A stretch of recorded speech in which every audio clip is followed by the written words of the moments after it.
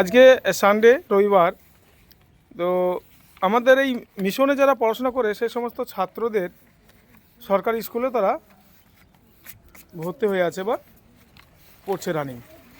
এটা নিয়ম, সরকারি স্কুলের সঙ্গে সঙ্গে যুক্ত থাকতে হয়।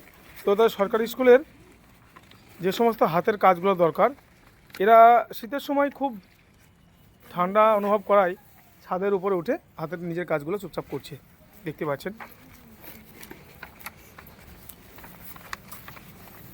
তৈরি করছে। আচ্ছা আচ্ছা বাবু, এটা বলো তো, এটা কি তৈরি করেছো তুমি? ঘর। আচ্ছা, বলো তুমি ঘর সম্বন্ধে কিরকম কষ্ট করে করলা, বা তোমার এটা আনন্দ কেমন হচ্ছে? ঘরটা আমি বানিয়ে খুব আনন্দ হচ্ছে। ঘরটা আমি নিজে বানাইছি।